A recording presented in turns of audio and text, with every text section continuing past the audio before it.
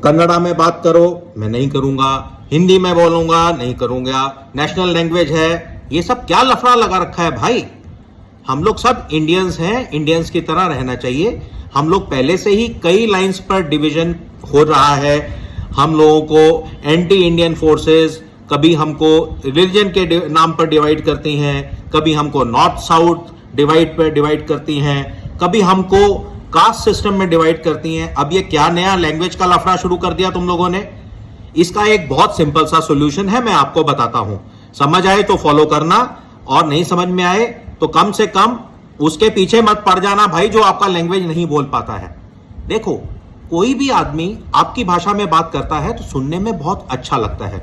जैसे कोई foreigner India में आकर आपको हिंदी में भजन गाकर सुनाता है तो उसका वीडियो आप लोग वायरल कर देते हो। और ऐसे ही जब कोई फॉरेनर इंडिया में आकर आपसे हिंदी में रास्ता पूछता है तो आपको बहुत अच्छा लगता है। तो ऐसा सबको अच्छा लगता है कि बाहर से कोई आया हुआ आदमी मेरी भाषा में बात कर रहा है।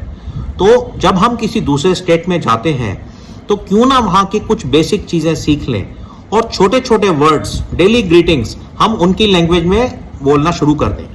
दिन के 5 वर्ड्स भी अगर हम सीखेंगे तो 1-1.5 महीने में हम वहां की लोकल लैंग्वेज की पकड़ ले लेंगे, और हम उनसे, वहां के लोकल लोगों से छोटी छोटी बात, डेली ग्रीटिंग्स एक्सचेंज करना उनकी लैंग्वेज में करेंगे तो हमारा प्यार बढ़ेगा, कंट्री में सौहार्द बढ़ेगा, और हमारी दोस्ती वहां लोगों से बहुत अच्छी हो जाएगी।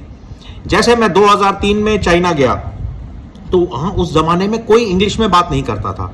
मेरी मजबूरी बन गई कि मुझे चाइनीज के कुछ वर्ड सीखने पड़े, और मैं बेसिक चीजें वहां जाकर उनकी सीख गया, उनकी काउंटिंग सीख गया, अपना नाम बताना सीख गया, उनसे एड्रेस कहाँ जाना है वो सीख गया, दिन के Sunday Monday Tuesday Wednesday Thursday weekdays सीख गया, महीनों के नाम सीख गया। ऐसे करते करते जब मेरे चाइना के 10-20 चक्कर लग गए तो मैं प्रोफिशिएंट हो गया वहां पर उनसे बात करने में। उनको बहुत अच्छा लगता था कि मैं उनकी लैंग्वेज में, चाहे टूटी फूटी लैंग्वेज होती थी, चाहे कैसी भी होती थी, मैं बात करने की कोशिश करता था। मैं उनके रेस्टोरेंट्स में जाकर उनके साथ बैठता था, उनकी डिशेस ऑर्डर करता था। तो ऐसे ही जब मैं कर्नाटका में था तो मैं वहां पर वहां की काउंटिंग सीख गया, वहां के लोकल लोगों के साथ वहां छोटी मोटी ग्रीटिंग सीख गया। कोई भी इंजीनियरिंग कॉलेज के स्टूडेंट को आप पकड़ के देख लो भाई, वो 10-15 स्टेट्स की छोटी मोटी लैंग्वेज तो बोलता ही होगा, और कुछ नहीं तो गालियां तो जरूर बोलता होगा उस लैंग्वेज में। तो आप भी छोटा छोटा 5 वर्ड्स दिन की एक प्रण ले लीजिए कि जहां रहते हैं वहां की बात करेंगे। और भाई लोग, अगर कोई आपकी लैंग्वेज में नहीं बोलता है तो उसको मारना पीटना मत शुरू कर देना, उसका पैसा वैसा मत रोक लेना।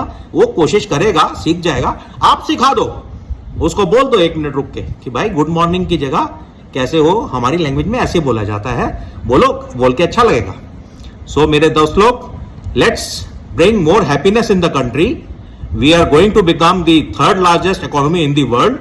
India is going to become a wish guru. So let's forget about all this crap of language barrier, language division. Let's make India great once again. Thank you.